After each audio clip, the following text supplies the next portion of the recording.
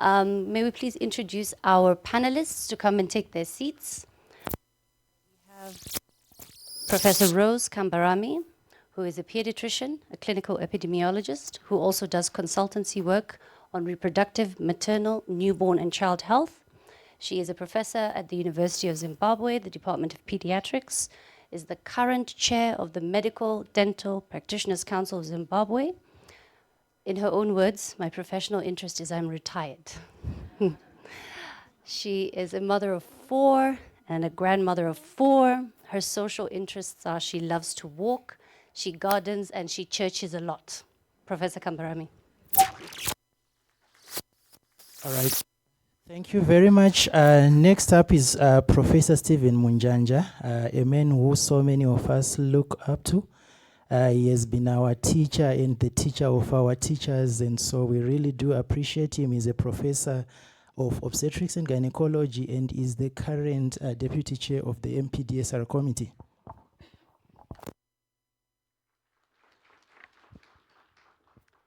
Dr. Yench Masanga Mutede.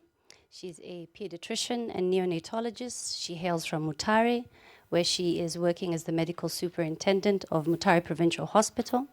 Her interests are neonatal health, birth asphyxia, prematurity, and breastfeeding failure. She is a mother of 6, so she knows what she's doing. Yeah.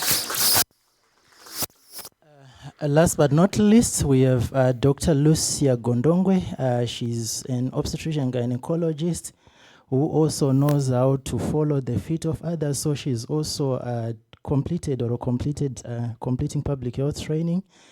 She's the current Deputy Director of Reproductive Health at the Ministry of Health and Childcare. So Dr. Gondongwe, please. She's not yet. All right, that's fine. So Dr. Gondongwe will be online. That's all right. So to kickstart our panel discussion, Dr. Mashumba.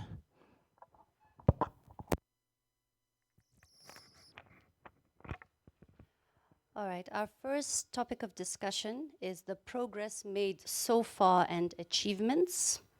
Our first area of discussion directed to Professor Mujanja. Can you give us a brief background of MPDSR and what progress have been made so far in terms of its implementation in Zimbabwe?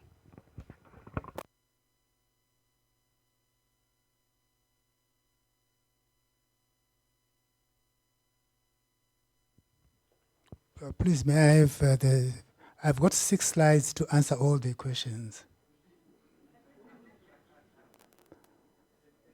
So may we please have the first slide?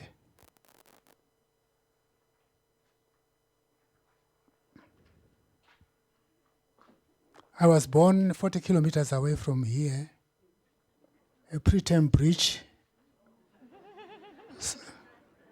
So I don't know what went wrong.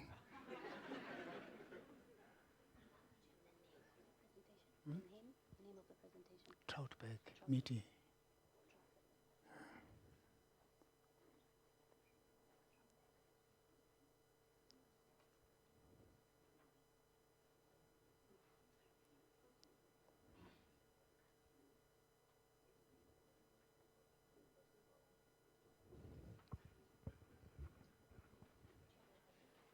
Sorry?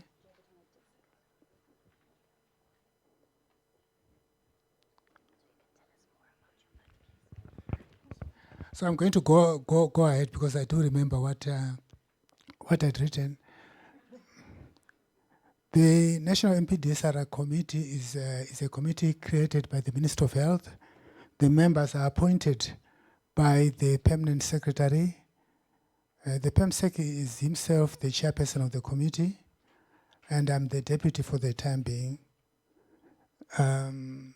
This is a formal appointment by the permanent secretary, so the members of the committee hold those positions for 3 years.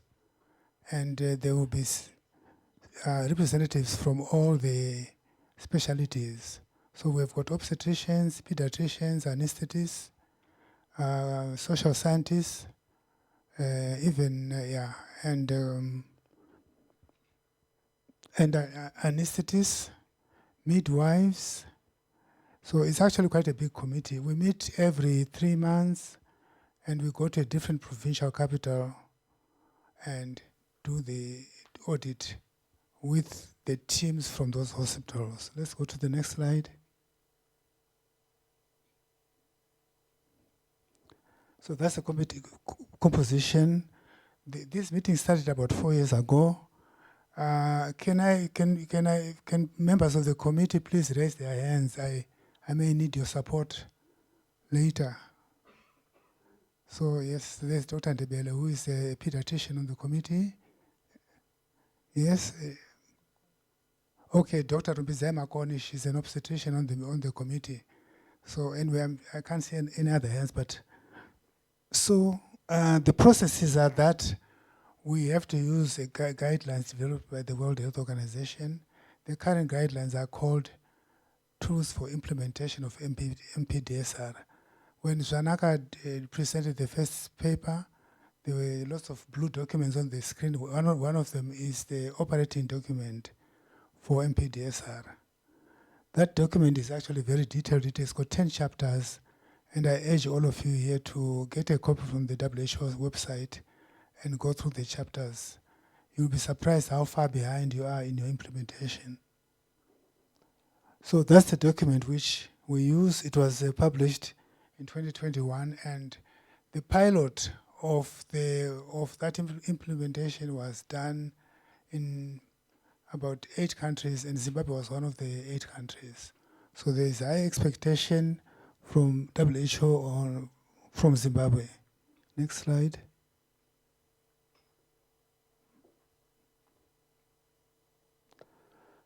So rather than give you lots of figures, I'm going to tell you about the narratives which are in the committee.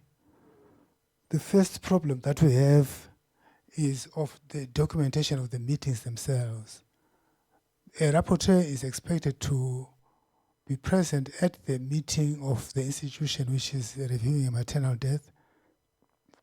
There should be minutes produced, and this should be available for assessment by either the head of the institution or sent upwards to the PMD or given to other authorities like the World Health Organization for analysis. And unfortunately, people are not keeping the minutes. They're not writing down the minutes. And we were told when we were doing the report, the meeting for the document, that if there are no minutes, there's no meeting. And there will come a time, maybe not so distant in the future, when any extra funding of the institutional needs will depend on good practice for MPDSR.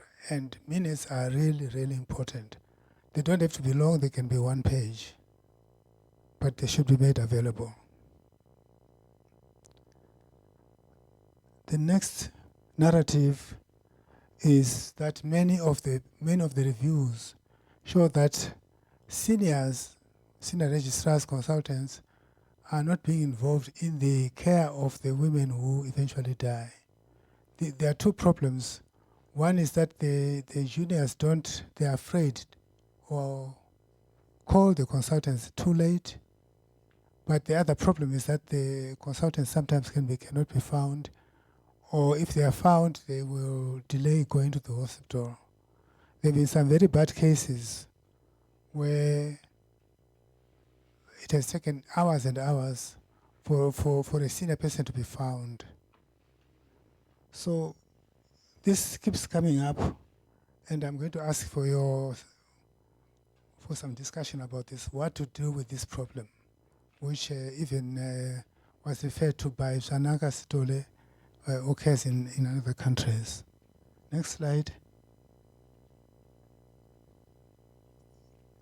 No, I can't use this. Just go ahead. Okay. All right. The next narrative involves the district hospitals. So we always have women who delayed treatment, delayed cesarean section because of shortage of anesthesia. So formally, of course, there should be fully qualified medical anesthetists at every district hospital, but we won't reach that stage for quite a long time. 70% of cesarean sections in this country are done by nurse anesthetists. They are done very competently, and they are the mainstay of the skill of the service. So, but there's a problem. A few years ago, some nurse anesthetists were stopped from practicing because they were found to, or it was alleged that their qualifications were not good or their skills were not good. So we should worry about their competencies and their conditions of service. I thought this problem requires an administrative signature, but it is proven to be quite difficult. And maybe the anesthetists or any nurse anesthetists who are here can help in the discussion. The fourth narrative is that in attempting to address modifiable factors, we should start with the easiest.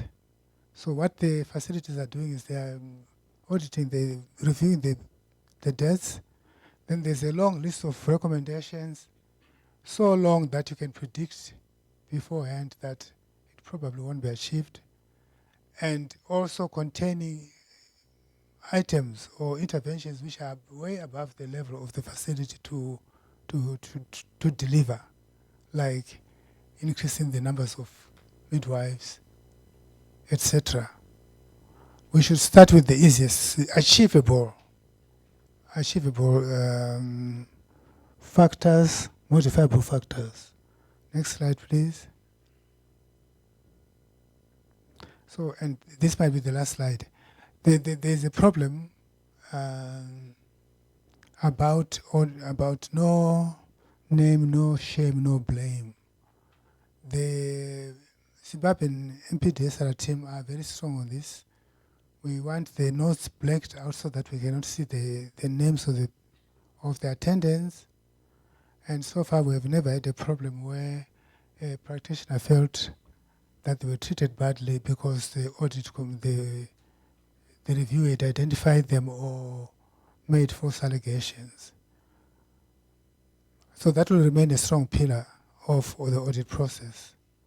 But you sometimes get, it leaves you with not a nice taste in the mouth when there's been a very bad case and we've said, well, we can't give you the name, we can't do anything about it. This is the MPDSR policies, no name, no shame, no blame.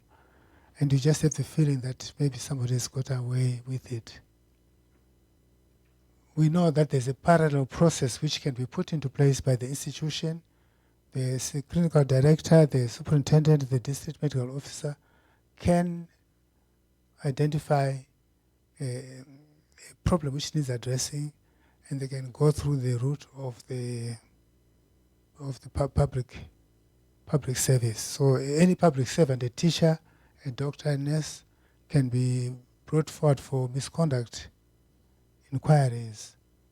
And perhaps this, we have to think, at the moment these are parallel processes which don't meet. But I think there's going to be ongoing discussion for some time, because we even in the last 2 meetings of the committee, we have seen cases where we just thought that this shouldn't be excused. Yeah, I think that's the last slide. So that's the basic summary of what has been happening. There are annual reports which are available from the Secretariat at the Minister's Office. Dr. Gondongwe is the lead person in that team. And there's Chipo, Chimamise, and a few others. Are they here? Estangaru, are you here? I suspected they would leave me up to be angry. Thank you, Professor, for a very comprehensive response and overview of the national picture. I am quite sure we are all aware of what MPDSR in Zimbabwe is like. Moving on to the next question, and I will call upon Dr. Mutede to answer this question. What has been answered by Prof already, you can skip. So are audits happening at facility level, and specifically what progress has been made in rolling out institutional perinatal death audits and reporting?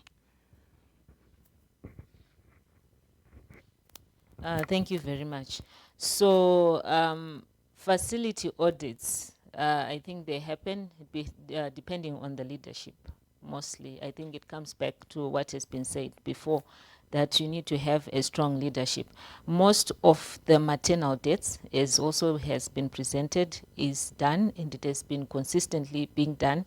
The challenge is with the perinatal death audits. In my interaction with some of the district medical officers, when you're asking them how many perinatal deaths have you audited, the response was like, there are too many.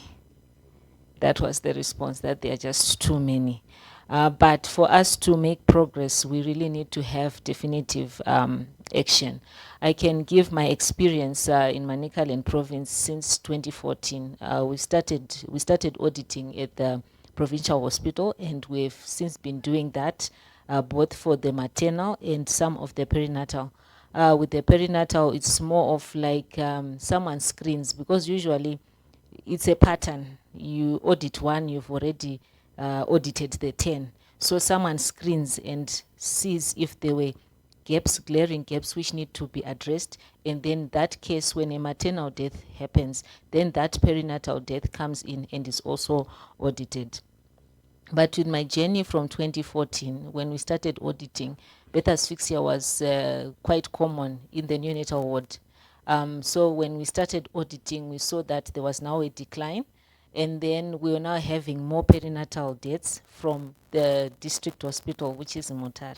So we started auditing together with the district hospital until we realized that the challenge was the responsiveness, because you need definitive action.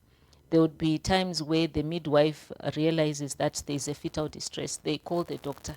The doctor comes and sees, and then he says, close fetal maternal monitoring. Yeah, but I've already told you that there's a fetal distress. So because of the leadership that was there, a meeting was held with the provincial medical director, the consultant obstetricians, the DMO for the hospital, and a plan was made to switch doctors. So we removed the 2 doctors who were there. They came to the provincial hospital, and the 2 doctors from the provincial hospital went to the district hospital, and there was a decline in birth asphyxia. So I think those are lessons that can be learned. Then we've also had experiences where as you are sitting in the neonatal unit at the provincial hospital, you get cases that are referred from the districts, and you can actually tell that there's a problem in that district. So there were times where you'd have maybe 3 cases of birth asphyxia referred in a week from a particular district hospital. You engage the provincial medical director, the maternal newborn health officer. You visit that district. You audit the case together. And subsequently, over maybe the next 3 months, you start actually seeing a decline. So the issue with the audits is the quality of the audits. Because if you don't come up with concrete recommendations, then it becomes redundant. So when sometimes you might have a case where the institution claims to have audited, and you look at their recommendations, usually they are saying the mother presented late, or that clinic should have done this. Rarely do you get recommendations which are pointing the finger at the institution to say we have failed to do this. So I think that's the challenge. The honesty of the audits will determine the recommendations, which will determine the implementation. And when we are doing the recommendations, we actually tell them that you don't need to have 10. You just need 1 or 2 maximum in a meeting. But you make sure that you've actioned whatever you've said. And by the next audit meeting, you're reviewing the progress that you've made then. So when we are supporting the audit meetings in the districts, we are there just as facilitators, because the recommendations have to come from them. If you tell them, they'll say they said. As long as there's no ownership, then they will not action them. So we just help them to ask the difficult questions. The other thing I want to emphasize is on consistency and persistence. I can give an example of another district hospital which we used to visit. You're supporting them in their perinatal audit meeting. The first time you arrive, there's apathy. What do these people want? They are going to go away anyway. But and then you make some recommendations and then you leave. When you go the second time, let's say after a month, so we did it over a period of 3-4 months. You go the second month, they're like, these people, they've come back, they are serious. And then when you go the third month, they are now the ones who are rushing before you get there. They're like, Chiremba, we've reduced our bed asphyxia. We had 10, now we are at 7, and then we're now at 5. Oh no, we didn't have any. They are now celebrating their achievements. So there's a bit of ownership. And then the challenge when you've achieved that momentum is the doctors they leave, isn't? So another one comes, and then you start seeing your things going down. So, but the important thing here is the consistency and the persistence. Then we have institutional versus provincial versus district audits.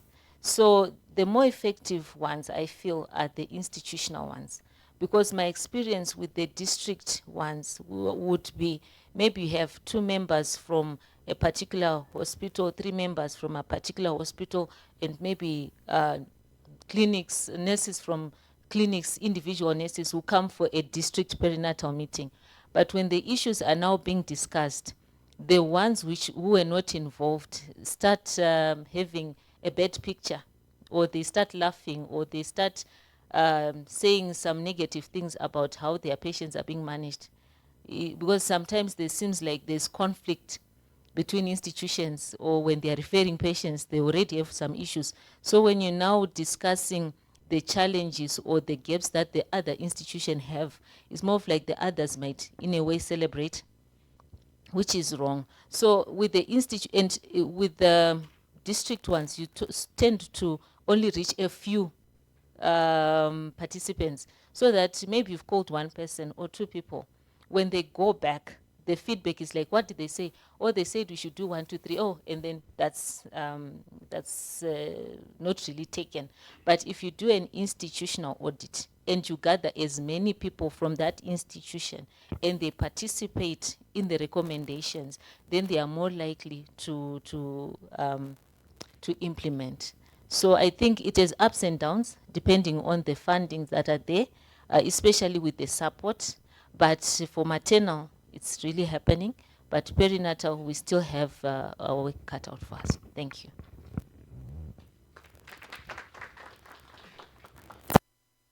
Thank you very much. Our next topic for discussion, implementation challenges.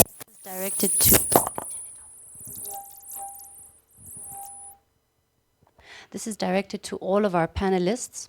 What challenges have you faced or observed during implementation of the MPDSR while serving on the National Steering Committee? And what are the barriers and facilitators of implementation?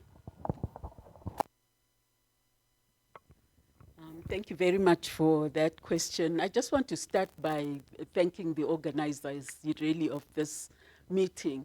I'm so glad that we're focusing on stillborn babies, newborns, perinatal deaths, and so on.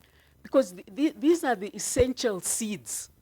The way I see it, if you don't care for seeds, you really don't care about the future. And we really should be nursing these seeds. One seed is meant to be the president of this country. The other seed is probably meant to be, the shoemaker, the doctor, the teacher. We should be looking at these babies in that fashion. They're all born for a purpose. So this one should be this, that one should be that, and that one should be that. And we should really look at them in that fashion and care for them in that fashion. And sometimes we wonder why we are in a mess. Because people now just get jobs because that is the job that is available. And they were not designed for that job. So if you see, you know, if you're monitoring labor or something, and, you know, I think if we approach these seeds in that manner, we will take more care. In terms of just coming to the question that's at hand, in terms of challenges, I decided to just look at this using the health system strengthening lens, because the challenges are across the board. You know, number one, we know the causes of death. We know what needs to be done. So what is the problem? The problem is really, again, if you're looking at the health system strengthening pillars, leadership has been talked about. And then when we're talking about leadership, governance, accountability, we're also talking about, you know, the policies, the you know, the guidelines, and so on. So in terms of policies, really, there's nothing that is. We really need to. There's nothing that is really mandating us to take these perinatal and stillborn babies seriously. There is nothing. So we really need a much stronger policy that really makes us take these newborn babies seriously, document them, notify them, because again, the start point of quality of care improvement is notification. So if we're not notifying them, we really are not, and so in other words, we need stronger policies for perinatal death notification. And we need to strengthen the accountability structures, you know, that make us more accountable, more responsive to these deaths. We need to implement in an ZUP, INAP, in other words, is something that came up to in 2015, before 2015 actually. I was remotely involved in that. You know, before 2015, remember we're talking about the MDGs and so forth. And, you know, people were thinking about the SDGs and what needs to be done moving forward. So INAP discussion started a long time ago. And we're only talking about launching, when did we launch ZINAP? This year. Yep. So the need for us to really take these neonates seriously and start, you know, implementing what we need to implement is being called for. I think we have an obstetric anesthesia plan. I think the issue of shortage of anesthetists was talked about. And we do have this plan. But the implementation, again, is lacking. Sorry, not lacking, but lagging behind. So again, it speaks to leadership, accountability, and governance issues. So we need to strengthen that side of things. The next problem is really the human factor. The human factor. You know, we really have.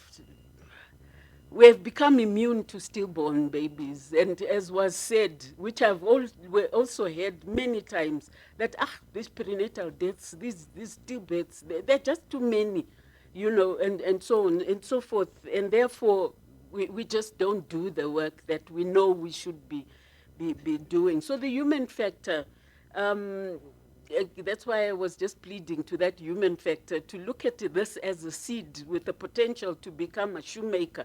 And enrich the country, and yet we are not taking them seriously. The human factor is a key factor. We all know about the shortages that are there at the moment. Those need to be addressed. The maldistribution of the human resource. If you look at the recommended doctor-midwife NEF's ratio, the WHO recommends 4.45 per thousand population. in terms of doctors, nurses, and midwives. And our ratio is around 2.2. This was 2.2 in 2018. So it's probably much less than 2.2 now. So there is an issue there. There's also the issue of caring for the carer.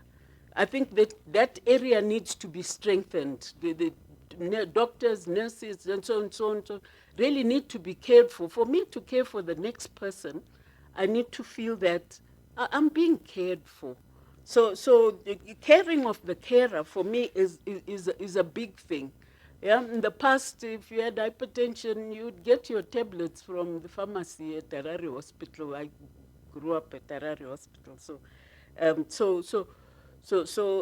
you know, you didn't need to pay, you didn't need to queue, you didn't need to, you just got your medicine. So caring for the carer is a very important aspect in terms, if you're looking at human resource issues.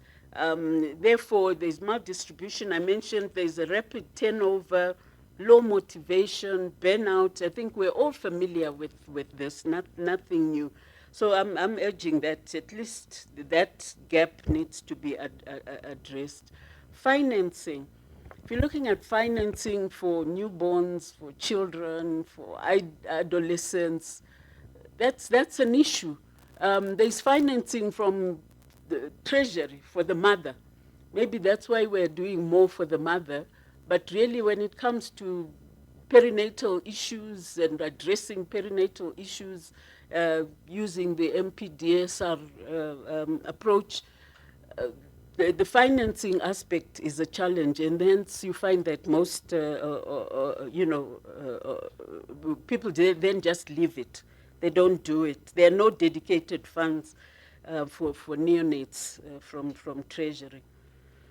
If you look at the health information system, you know, the information, if you look at the information that's there now, it's really not segregated sufficiently for us to interrogate what's going on with the newborn. You know, I can see there are efforts there. There is a database on what's happening with perinatal, but it would be good if that data was also available on DHIS2 and segregated into early neonatal, late neonatal, because that then helps us say if it's an early neonatal death, it's most likely, these are the prevention strategies. If it's a late neonatal, mortality death, these are the prevention strategies that I should be using. So we need to perhaps look at how do we segregate, that data and make it accessible on DHIS 2. We also need to look at how do we integrate digital health technology, across the board. When you're talking about maternal newborn, how do we make our work easy using, digital technology, even including AI, measuring temperatures or whatever it is that can be done through AI. I'm so glad that within ministry we now have this. We have the ICT guidelines that are there, that are very good, that are enabling. So perhaps, the challenge that we have with documentation would partly addressed if we used digital methods. Also, in terms of information, in terms of health information, we do not do enough research around neonates. We really need to look at, because without research, there is no learning. So we need to be doing a lot more research to find out what is happening to those neonates whom we discharge from our institutions. Medicines and supplies have also, I think we all know the situation. Service delivery, if you're looking at service delivery, that I think has been articulated. It also speaks to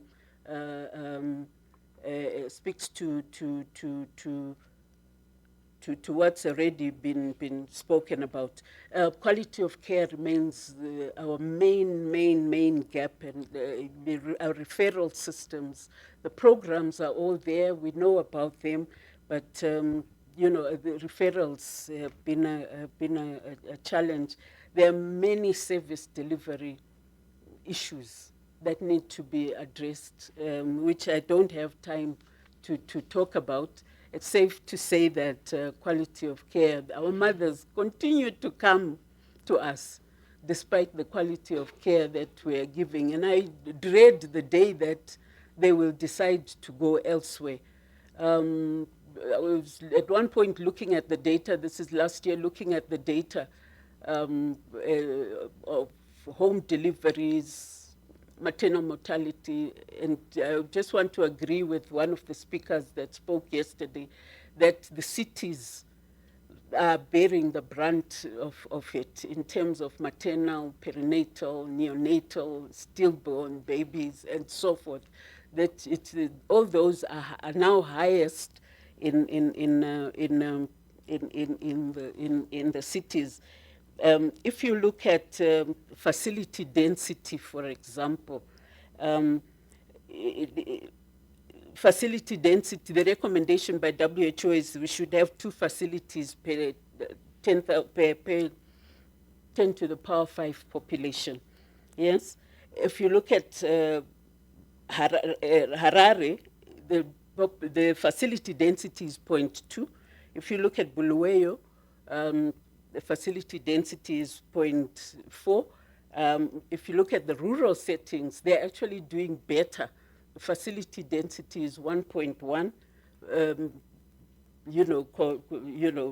So it's still below the mark, but it looks like the rural settings are doing better than the cities, because there is if you look at rural-urban migration into the peri-urban dwellers, and us catching up with the services that are required, we are lagging behind. Let me stop there. Thank you very much. It's called passion, and I think this is what has really driven you to continue contributing for so many years. Thank you, Prof. Kambarami. We will skip responses from the other panelists for this question in the interest of our time. The next one, I'll direct it to Dr. Mtede.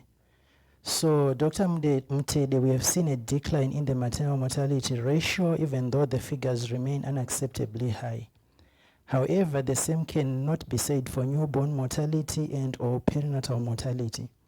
The former is even increasing from 29 to 32 per thousand live births, according to MIX 2014 and 2019 respectively. So what do you think could be contributing to that apparent disparity? You have a minute to answer the question, Doc. Thank you. So I'll just run through what I had prepared. So the first thing I think is this lack of clear protocols. I think we've got guidelines, but we do not have protocols. So sometimes you can have a mother who is in labor, and you can have 4 clinicians, and they'll come with 4 different managements. So I think that is sometimes where the problem is. The second issue is lack of teamwork. We've got nurses, we've got doctors, but we are not working together, and that is impacting the outcome. And then we've got also poor communication in the teams, because once you don't have proper teamwork, proper communication, it has an impact again on the outcome. And then looking specifically at neonatal deaths, we do not have adequate facilities for management of sick newborns. The district hospitals that I have visited, I think in Manicaland, only 2 of the 7 actually have a neonatal ward where they nurse their babies. For the others, they are nursed in the labor room. Sometimes it's an incubator, which is in the delivery room. So you've got in the delivery cubicle. So you've got a mother who's there, who's in labor. Next to that is an incubator where a baby might be nursed. So that's something we don't have infrastructure for the newborns. And also some babies then end up being monitored on resuscitators. But for how long can you keep them on a resuscitate? They need a proper neonatal unit where they get the oxygen, the antibiotics, the proper feeding. So I think that's key, the infrastructure. Then I think I've alluded to it before, lack of definitive management. Midwives are frustrated because they would have observed an anomaly and there's poor response from the doctors who can actually do something. And then there's lack of triaging on discharge. We know that in our health facilities, we've got many deliveries and we've got pressure to discharge within 12 hours, 24 hours. But I think we should have a criteria. Who is discharged and whom do we keep? So for example, the para-O, she might have some challenges. You might maybe let the para-3, para-4 go because she's more experienced, but keep the para-O until you make sure that she's lactating, she's comfortable breastfeeding the baby. Also, those who have elective cesarean sections, sometimes they delay in the lactation process, and then they're the ones who come now with breastfeeding failure. And then if we look at our postnatal guidelines, they're a bit general. They're not specific, especially in detecting breastfeeding failure. The questions which target identification of poor lactation are not there. Asking about maybe the number of diapers that have been changed, the color of the urine, and even calculating the percentage weight loss, because we're supposed to weigh them, but I don't think that's been happening. The child will be dressed, they just look, is the child breastfeeding? Yes. Are there any problems? No. And then they go, and then they come back maybe 4 days later, and we've got challenges. And then, like I said, I think something has been mentioned, lack of resources. Another issue is poor monitoring of mothers in the waiting mothers shelter. I think there's no clear management plan, and we've had women who come post-deaths, but they are presenting from a waiting mother's shelter. So I think we have to improve on that. And then there's also over-reliance on ultrasound scan versus clinical assessment. So a mother comes, maybe she's in labor, or people say, go and have an ultrasound scan. But you can clinically detect some issues. And then also we've had iatrogenic prematurity because of the quality of the ultrasound scans that are being done. So I think that is also contributing. And then we do not have mechanism of escalating if there's no response. So for example, this clinician has been called, they failed to come. We don't have that safety net to say, okay, I failed to get hold of this one. Who then is going to come and intervene? And then we take the baby out, and then we deal with this person later, rather than just saying, oh, this person is not available, then everyone sits. And then the last one is respect in the decision along the referral chain. Sometimes from personal experience, we had a district which referred a mother, for fetal distress, but she was not in labor. Then when she arrived, people listened, and then they said, no, there's no fetal distress. And then the following day, the nurses reported, no, there's fetal distress. Then the clinician came and listened and said, no, there's no fetal distress. And then the following day, it was now an IUD. Yeah. So because of that, in our unit, we've said, it doesn't matter who said fetal distress. If someone has referred this person for fetal distress, we are going to theater. So I think that respect that the nurse at the clinic, the person at the district has identified something, and now the patient has come for me to act will actually help. I think that's what I've said in a minute. Thank you.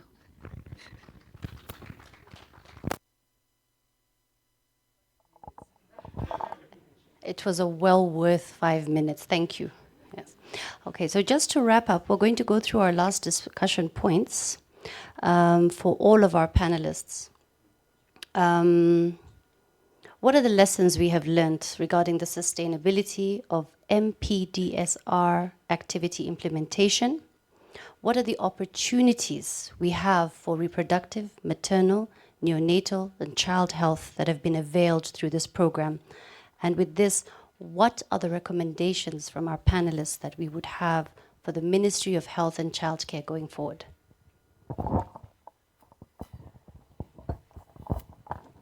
Thank you. I only have 2 recommendations, otherwise it will take too long. The problem of there's a difference between notification and reporting. The maternal the requirement for maternal deaths to be notified comes under statutory instrument 93 of 93. It's a famous statutory instrument. And it said if a health worker sees something wrong by another practitioner or a death or which has not yet been reported, that person must report within 14 days, failure of which that person will now be accused of misconduct. Now, maternal deaths were specifically mentioned in the statutory instrument, but perinatal deaths were not. So perinatal deaths, you cannot say this phrase, perinatal death notification, because there's no notification, there's no statutory instrument, there's no legal requirement. That's why we called it reporting, neonatal reporting, stillbirth reporting. So this thing must be addressed legally, and then everyone will be happy to follow the recommendations. I think Professor Kambarami was part of that discussion in the committee when we discussed this, and a recommendation has gone to the head office about this. It has been there for a few months. Now the next issue is about money. I think we sometimes have the fallacy that we can just audit, say at Salim Mugabe, 10 to 15 neonatal deaths every day without increasing the numbers of staff available for data collection. We know what used to happen with maternal deaths. Before we had reproductive health officers, it was the duty of some junior registrar to go and find the maternal deaths and then bring them to the attention of the head of division. Now we have reproductive health officers. Why can't we have neonatal health officers? So I really think that's very, very important. Otherwise, we'll never get on top of the workload for this. Thank you. Thank you. I think there are other issues I've already mentioned, but just to say, when you're auditing, you have to be persistent and consistent because you will face resistance. You'll definitely face resistance. So if you face resistance and you draw back, then it won't happen. But you have to push through until you have the buy-in of the team that you're trying to lead, and then we will have progress. For the other thing is for the audit. For me, I've always thought that maybe we need to have an audit response fund, because sometimes you audit and maybe you fail to do something because there was some critical equipment was missing. Maybe there was no penguin sucker, for example. If we come next month and we're still saying no penguin sucker, people then, it will become redundant because we're not doing anything, though we've identified the challenges. And also, as mentioned by Prof, to go for the small things. Usually in the audits, we go for the big things, but even if all those resources were available, you still might not achieve low neonatal mortality because there are small, soft issues which we need to address, which we can still address. The other thing is with the programs, I think we have got the HIV program, we've got the malaria program, we've got the TB program, and those do very well in the districts. And the DMOs participate very well. Maybe we need to have a similar program which will be looking at perinatal and maternal issues to also get their attention, and maybe we can get some progress. For recommendations going forward, it's the intrapartum care that we really need to focus on, because a woman can come in and have 8 ANC visits, but if we don't look after her properly in the intrapartum care, she will go home with no one. So it's sort of like a triangle. It slowly ascends until we get to the tip, and the tip is the intrapartum care, and then we slowly descend in the postnatal care period. And then for prematurity, it's been mentioned, we need to stratify. Before we used to report less than 2,500, more than 2,500, But in the less than 2,500, we've got a 500 grams. And in our current situation, we are not able to look after that child. So if we have proper stratification, then we try as much as possible to save the bigger babies stepwise. No, we can't do it all at once, but the above 2.5 mostly is birth asphyxia. And for me, that's mostly avoidable. It's within our control. And then we look at the low birth weight, 1.5 to 2.5, gradually going down. I think that will have a greater impact. And then the need for leadership at different levels. We've got the head of institutions, but even in the departments, at every level, there's leadership and it needs to be involved. And I think something which is lacking is we're collecting data on the notifications and the perinatal deaths. They are coming to head office, but there's no local use of the data at institutional level. And I think if we focus on that, that might help us. And involvement of the team on the ground in some of the policies or some of the approaches that we are trying to make will make them more successful than if we are just telling them you're supposed to do A, B, C, D. The other thing is we need the equipment. So we might say an institution, we did an audit maybe 5 years ago, an institution might have an anesthetic machine, but it has been used for 5 years. So in our mind, if we're just saying, no, they have an anesthetic machine, there's an element of wear and tear that comes in, which we need to also plan for in our procurement. The availability of surgical sundries and drugs from the national supplier, because most of the items that are available from NatFarm were for primary health care. So we also need to make those items available so that our maternal, because usually obstetric, you have to intervene and it gets expensive as you're going up the food chain. I want to commend ministry and partners on the blood coupon system. That one has been a game changer. And I think our postpartum hemorrhage has come down because of that intervention. Otherwise, my last sentiments will be, maybe we need to focus on systems, not individuals, so that if someone goes, the system is already in place. Someone can just come in and we carry on. Thank you. Thank you very much. I just wanted to say that I think, well, it is well known that majority of the deaths, neonatal deaths, occur in the community. And therefore, my request would be that we strengthen our our community health systems to be responsive to that, especially, you know, I know we have a system already in existence, the village health workers, you know, and so on. We really need to count every death, and majority of them are happening in the community, and therefore we should strengthen our community systems for that. Our cesarean section rate remains very low. It is improving. I really want to say that it has improved from 2015 moving forward, but it's still very low. It's still below 10%, particularly excluding the referral hospitals. Below that, it is still low as 4% in some provinces. We need to work on that. That's a big statement. The human resource for health, I think we all know what the issues are.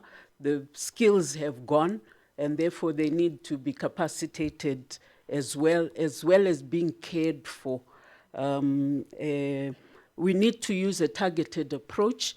I liked what she said, if we focus on the day of birth, because that's when we lose babies mostly, that's when we lose mothers mostly. If we have a targeted approach to program implementation, the story about the low-hanging fruits and so forth, that would be the way to go. I still also strongly feel that we need a lot more research to guide to guide our practice. We need to be more informed about what's going on so that we make appropriate responses. And I think I'll stop there.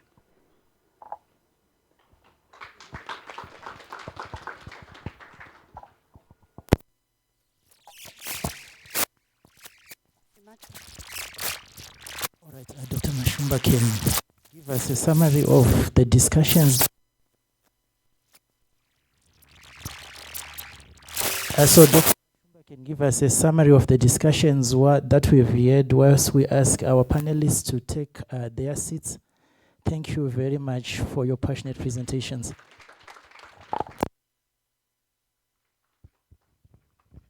Thank you again to our panelists. I'm going to present the summary with headings. Babies' lives matter. There are too many perinatal deaths to audit. That's a problem. We need to work smart. We need to do things better. We need to be accountable as individuals, as teams, as institutions, and as leaders. We need legislation to guide our work. And we need money, right? We need money. Part of that, it's important to realize that we have to care for the carer.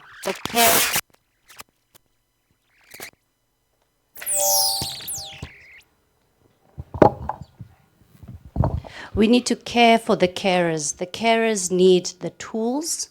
The carers need the empowerment. The carers need the support.